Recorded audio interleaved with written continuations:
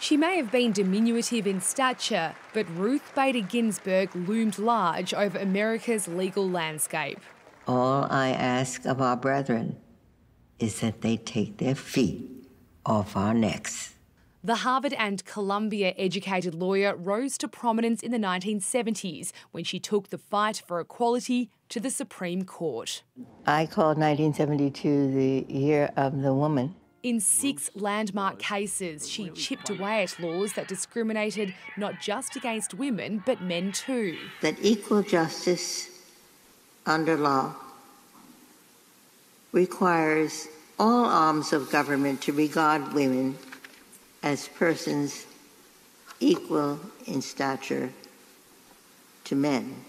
A woman in a man's world, she managed to flourish in the face of adversity.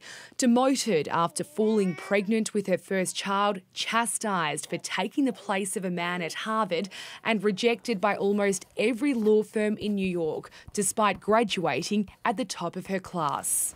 I don't know how many times I heard from employers. We had a woman once at this law firm, and she was dreadful. At 30, she turned to academia and became a law professor, later co-founding a women's rights project which ultimately gave her a platform.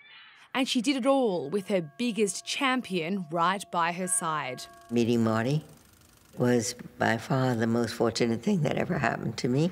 In 1980, she was appointed to the second highest court in America, and 13 years later, to the very highest. This nominee is a person of immense character. As the leading progressive in increasingly conservative company, Ginsburg became known for her withering dissents, particularly in cases where she believed the rights of women and minorities had been overlooked. Already a legend in legal circles, the opera-loving justice became a pop icon, the notorious RBG. Do you have any regrets?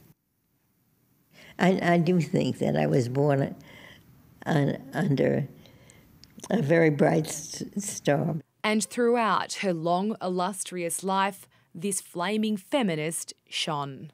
Jane Norman, ABC News, Washington. For more, let's now go to our chief foreign correspondent, Phil Williams in Washington. Phil, we hear now that the notorious RBG, as she is now more popularly known in this younger generation, is no longer with us. She leaves a major legacy, doesn't she?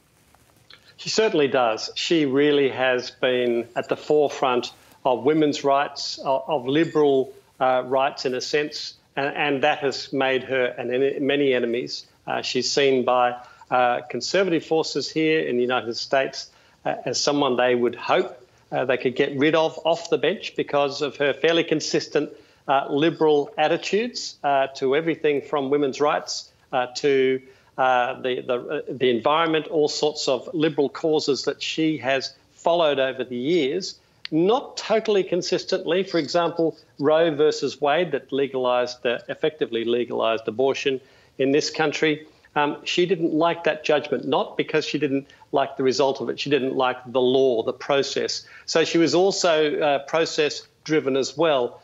But she made a controversial remark about Donald Trump, basically questioning his fitness. And a couple of years ago, she said she regretted that, withdrew that remark and said that she would not decide any case that involved him. She'd recluse herself from that. She didn't have to. But again, she is seen in liberal circles in this country as a hero, as particularly amongst women, as someone who paved the way, made it so much easier for many millions of American women to get ahead in this country and to make their way in this country based on merit. And she will be deeply missed by them. On the conservative side of politics, she will not be missed at all. And Donald Trump will no doubt be relishing the opportunity to appoint a conservative to replace her, and that will that will help change the balance of power in the Supreme Court. Well, on that point, Phil, we know that her passing will set in motion quite a tumultuous political battle now. It thrusts the Supreme Court front and centre into this presidential campaign. How do you expect this to play out for both Donald Trump and Joe Biden? Well, this is going to be a very interesting period because Donald Trump, of course, he's only a couple of months from the election, less in fact, and then a couple more months to inauguration. He will be desperate that part of his legacy, especially if he doesn't win, will be an appointment of somebody with conservative credentials to replace her. And convention has it that if somebody dies like her in the dying moments of a presidency, if that's what it turns out to be, and especially in that period just before an election, just after, that you don't appoint a court. Whoever wins that election, and it could be Donald Trump, but whoever wins that election then gets to decide who to nominate, and then it has to get through the House. So it's by no means an easy path for the president to suddenly get somebody of his who he likes to replace her. But there's no doubt also that he will try his absolute best. Because, although we take a casual interest in the High Court in Australia, and of course, some decisions attract attention, it's not like the Supreme Court here. The Supreme Court is seen by very many Americans as the holy grail, the ultimate arbiter, and the august body that decides the sort of decisions that can shape the social fabric of this country as well as the economic and legal. No doubt, Phil, as you say there, the Republicans would not miss Ruth Bader Ginsburg, and you just outlined there why President Trump may want to put in his own nominee to replace her. Have there been any names that have been bandied about amongst the Republicans for this vacancy that's just come up?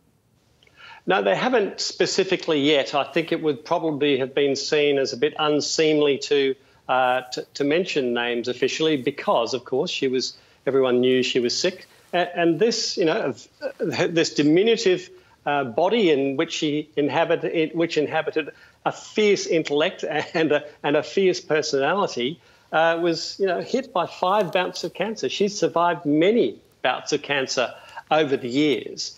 And they would not have wanted to be seen to be really basically planning for after her death. Behind the scenes, there's no doubt that has gone on and will go and we'll probably know pretty soon who the president's preferred candidates are. But whoever they are, you can almost guarantee, I'd almost be 100%, that the Liberals in this country, the Democrats in this country, will not like who that person was, and they will resist it, and they'll resist it in the House, they'll resist it in the Congress. So it's by far a done deal.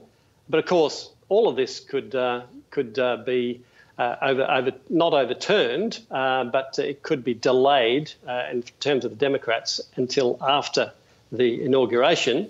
But the president will be trying very, very hard, I think, to make sure it's pushed through. It's part of his legacy, whether he wins or doesn't win in this election.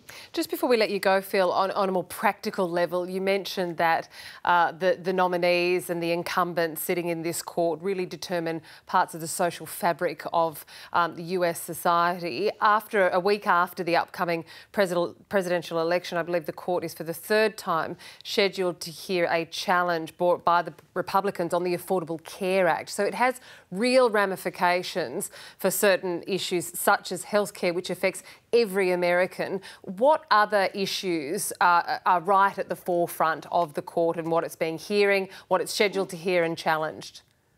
Well, I think the big issue, which isn't currently facing courts at the moment, it isn't currently facing the Supreme Court, but is facing courts in the states, is the availability of abortions for women. And that, of course, very much a marker often between Conservatives and the Democrats, the Republicans and the Democrats. And that will no doubt become another issue, become a very much active issue again, I think, if it's felt that the numbers in the court would possibly revisit Roe versus Wade and possibly change that decision, which could have a fundamental fundamentally decide a recourse on that decision, which has enabled women throughout this country to have abortions for many decades now. Phil Williams, always great to chat to you. Thanks for your time today. Thank you.